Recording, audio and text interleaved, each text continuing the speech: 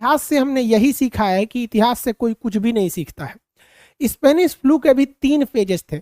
Stage 1 stage मतलब जो उसका फेज एक वेव 1 आया था, सेकेंड वेव, थर्ड वेव। तो हम लोग भी कोरोना को ये सीखना चाहिए था कि स्पेनिश फ्लू का जो सेकेंड वेव था वही सबसे ज्यादा खतरनाक था, और फिर 100 साल बाद यही हुआ। जो आज के वक्त में कोरोना है, इसका फर्स्ट वेव उतना खतरनाक नहीं था जितना कि सेकेंड वेव खतरनाक है। और अगर आप स्पेनिश फ्लू को देखेंगे तो उसका थर्ड वेव सबसे कमजोर था। तो कोरोना का भी जो थर्ड वेव आएगा वो शायद सबसे कमजोर रहे। आप अगर आंकड़ों पे ध्यान देंगे, डाटा पे, तो जो फर्स्ट वेव था कोरोना का, इसमें जो पीक आया था ये सितंबर महीने में आया था, और सबसे ज्यादा मरीज जो थे। लेकिन सेकेंड फेज के लिए पूरी तरह हम ही जिम्मेदार हैं। शादियों में खूब धूमधाम से पार्टियां चलने लगी, लोग सड़कों पर इधर उधर बिना मास्क के पहनने लगे, घूमने लगे, खुद पुलिस वालों से उलझने लगे, आपका मास्क कहाँ है, ये कहाँ है। सड़कों पे वैसे ही भीड़ भाड़ हो गई।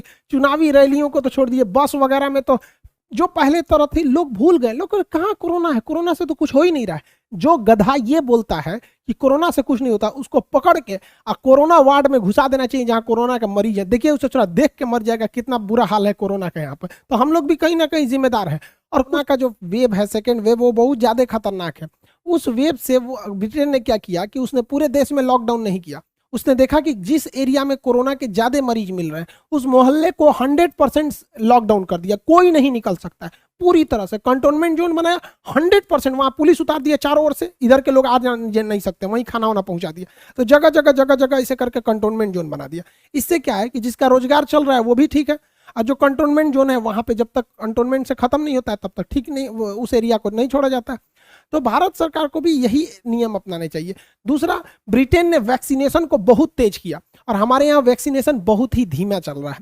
उल्टे से वैक्सीनेशन हमारे यहाँ धीमा चल रहा है, जनसंख्या इतनी ज्यादा है, उस पर से वैक्सीन को बाहर निर्यात किया जा रहा है। भाई इतना वैक्सीन अभी भारत में नहीं है कि निर्यात किया जाए। खुद के हाथ जला के दूसरे का कोई मदद नहीं करता है यहाँ पर वैक्सीनेशन। और रही बात भारत में, तो आधा लोग तो वैक्सीन लगवाने से डर रहे हैं। लोग कुछ कर अरे भाई, एक से एक आदमी को देखे, एक मेरी मम्मी को आके कह रहा था कि आप वैक्सीन लगा दिए तो किडनी खराब हो जाएगा। अरे भाई साहब, ये वैक्सीन फेफड़ा को बचाने के लिए, कोरोना फेफड़ा को अटैक करता है, किडनी से इसको क्या मतलब है वहां पे।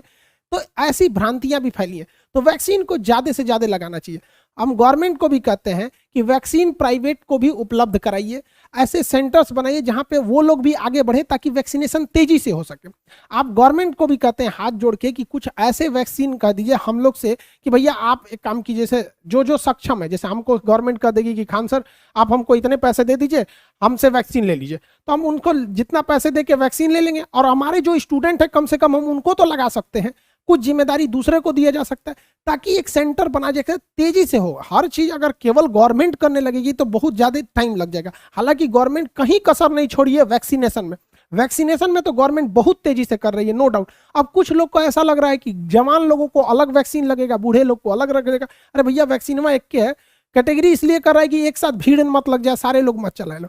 एक ये भी गड़बड़ है हमारे यहाँ। कोरोना का हमारे अर्थव्यवस्था पे भी बहुत बुरा असर पड़ेगा। इस कोरोना ने जो अमीर थे उनको एकदम अमीर बना दिया, जो गरीब थे उनको एकदम दरिद्र बना दिया। इस कोरोना में सबसे ज्यादा अगर कोई पिसा है तो बेचारा मिडिल क्लास का आदमी पिसा है।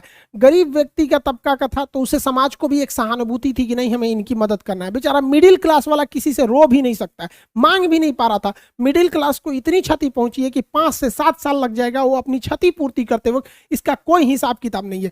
ब्यूटी पार्लर, जिम हो गया, सिनेमा घर हो गया, कोचिंग हो गए, ट्यूशन हो गए, स्कूल हो गए, ये सारे चीज जो है इतनी बुरी तरह प्रभावित हो गए। कई होटल वाले लोग को तो देखते बेचारा उस सबको रेंट तक नहीं आ रहा।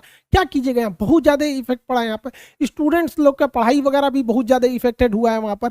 अब पढ़ाई का मान के चलिए ऑनलाइन वो लोग कर सकते हैं, लेकिन बहुत सा पिछली बार लॉकडाउन में कई स्टूडेंट मेरे पास आया था कि सर लॉकडाउन में थे, मकान मालिक पैसा मांग रहा था, हम लोग कहाँ से देते, तो हम लोग का सामान फेंक दिया, उसी में हम लोग का ओरिजिनल मार्कशीट, सर्टिफिकेट ये सब था। तो भाई साहब, इस बार जितने स्टूडेंट हैं अपना जरूरी चीज अपने लॉज में मत रखिएगा, वरना पता नहीं किसका दिमाग कैसा घूमेगा, कोई नहीं जानता है। क्योंकि आज का जो समाज है, आजकल कोई आपके व्यवहार को नहीं देखता है, इंसानियत कोई नहीं देख रहे हैं। आज के वक्त में लोग होठ की नहीं नोट की भाषा सुनते हैं। इसलिए स्टूडेंट्स को भी कहते हैं कि अपने लॉज वगैरह में बहुत कीमती चीज मत रखिएगा यहाँ पे, क्योंकि लॉकडाउन कब कितना लगेगा, ये सेकंड फेज फर्स्ट फेज से ज्यादा खतरनाक है। आप जहां रहिएगा वहां सुरक्षित रहिए, सोशल डिस्टेंसिंग का फॉलो कीजिए। हम अगर सुधार करें